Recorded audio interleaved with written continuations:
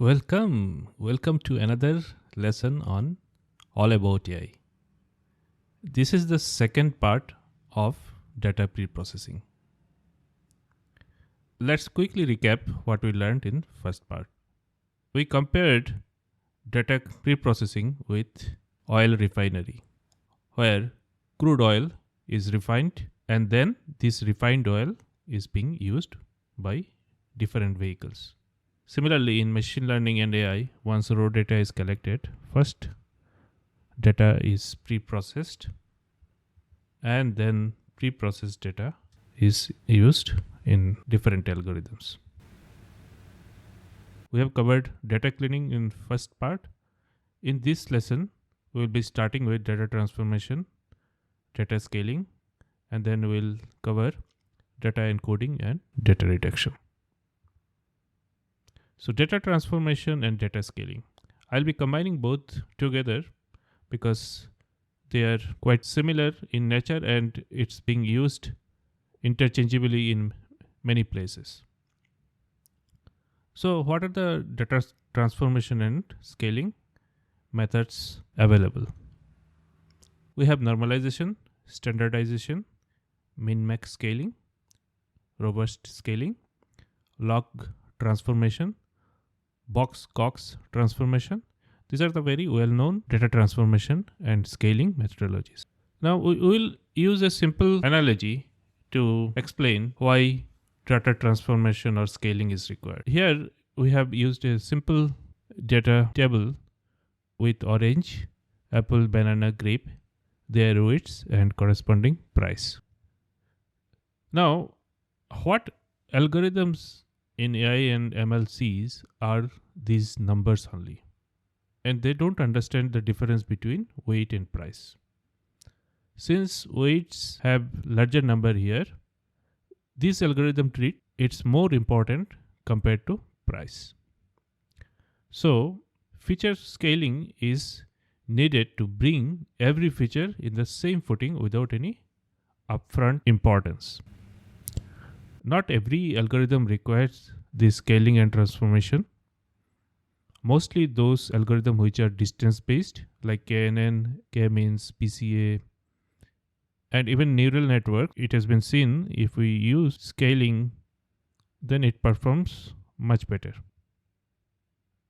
Usually, if algorithms are rule based like CART, random forest, mainly the tree based algorithms, there we don't need any kind of data transformation or normalization or standardization or any kind of scaling because algorithm itself is able to handle it. Now, what is normalization and what is standardization? Normalization is used when we want to bound our values between two numbers. Though typically it's between 0 and 1 or minus 1 and 1, you can still set two different values, say 0 and 10. This is basically scaling all the numbers between this range.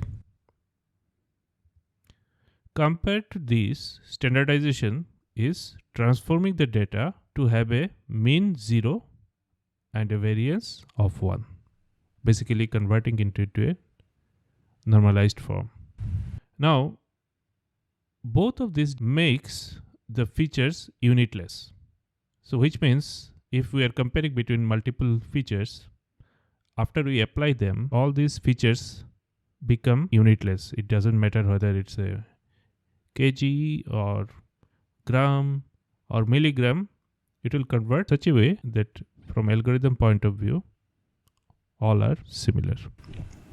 Now, let's understand how it looks like if we plot data. Suppose all this data in first quadrant, somewhere positive between 1 to 10 in x-axis and 1 to 10 in y-axis. And if we normalize the data between 0 and 1, how it will look like this, the box, rectangular box within that yellow, what you see here, like this will convert into this green. That's what normalization is doing. Now come to standardization. You can see because it's making the data mean 0, So data will be spread across this space, which may be positive, negative, but ultimately variance will be 1 and the mean will be 0. Let's look into other scaling method. Min-max scaler.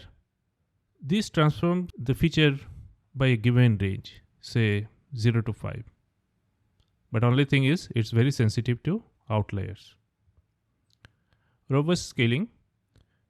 This scales features using statistics that are robust to outliers, which means it's primarily using median or interquartile range to scale the data. And usually this is being used when there are many outliers. Next, we'll talk about log transformation. So in this case, we apply logarithmic function to compress the range and reduce the skewness, usually used for positive skewed data. Box-Cox transformation. This transforms data to follow a more normal distribution using a power transformation. This is often used to normalize and stabilize the variance in data. So we'll go through all of them in more details in our AI advanced lesson with the corresponding Python code. Other than these methods, there are also few other scaling and transformation methods like unit vector scaling, max F scaler, quantile transformation, power transformation. So all these things we'll be covering in our advanced AI lessons. So with that, we'll move to data encoding. So there are various methods available in data encoding. These are the most commonly used one hot encoding, level encoding, ordinal encoding, binary encoding, frequency encoding, target encoding, hash encoding. Why do we need categorical variable encoding? If you remember, there are two types of categorical variables. One is nominal, where there is no particular order, just like the example here, pen, pencil, eraser, or cow, dog, cat. None of them have any specific order. And the other category of categorical variables are ordinal variable because they have some kind of order in it. Say, when we say excellent, good, bad, or fantastic, okay, don't like, all these emoji or responses, they have a sequence or order. So categorical variable encoding uses nominal and ordinal concept while constructing the methods. Algorithms in machine learning and AI, they cannot handle categorical variable unless they are converted to some kind of numerical values. And it has been seen many algorithm performance improves dramatically after they are encoded. For our discussion purpose, we'll be using a toy example with 10 data points containing features like temperature, color, and target. So temperatures are like hot, very hot, warm, and cold. And there are only 3 colors: red, yellow, blue. So first we'll start with one hot encoding. In one hot encoding, we convert each category value into a new column and assign a value either 1 or 0. It's a very popular method. If you just take the temperature example, here for temperature, there are 4 values. So it will create 4 columns or 4 categories like cold, hot, very hot, and warm. And it will turn on if that variable is present in that data point, right? In the first case, it was hot, so hot was turned on. In the last case, data point was cold, so the cold is turned on. Next, we'll look at level encoding. In level encoding, it assigns a unique integer to each category.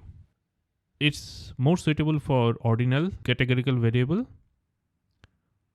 And as we have seen, when there is a meaningful order, we can use this level encoding. So in this case, hot, cold, very hot, warm, there is a gradual sequence and order. So we can use that to do level encoding.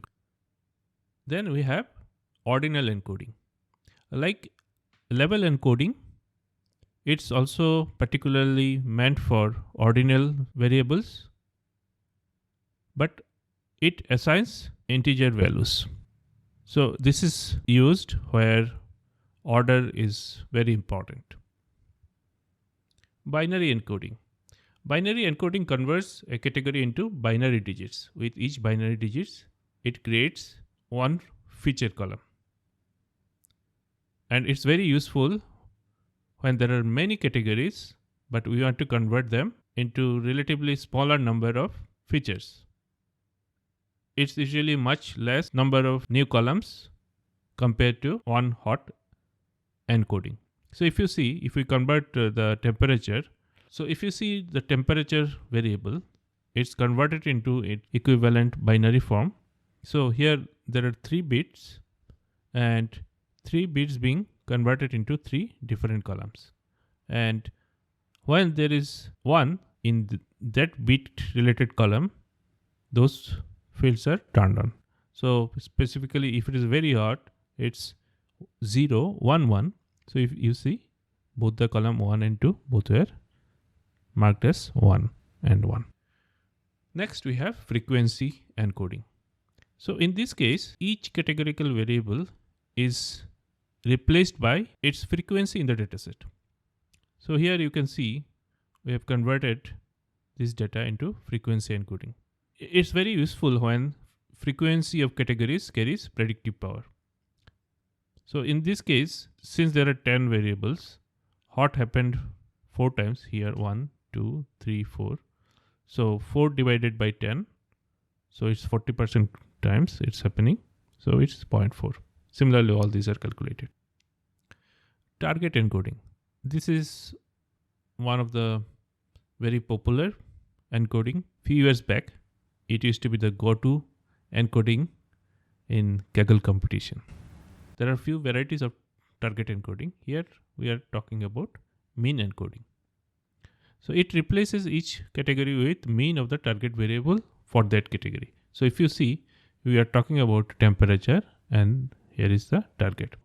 In first step, what is the sum of the target for each category? So cold, it was 1 in 2 case. So one from here and 1 from here. So this is 2, 3, 1, 1.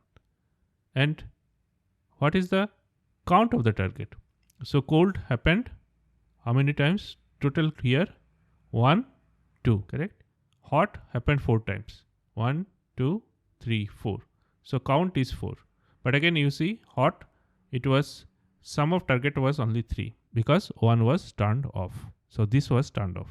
So once we calculate this, the next step is basically finding the mean. Divide this by this, it will give the mean.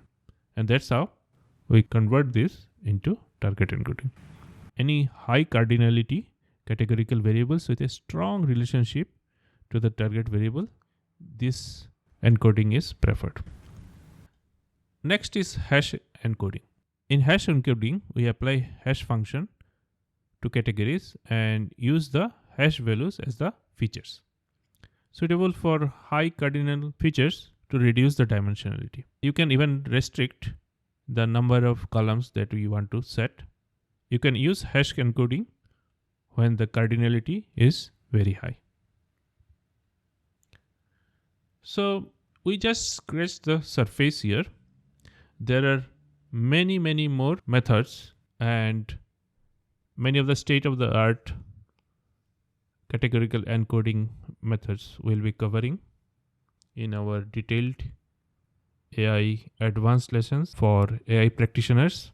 There are more than 25 methods.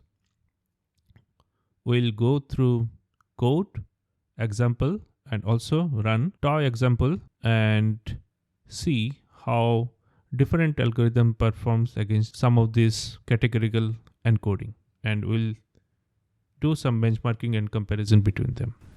Stay tuned for AI advanced lessons. Next, we will take a look at data reduction. There are various methods in data reduction like feature selection, dimensionality reduction, instance selection, aggregation, data compression.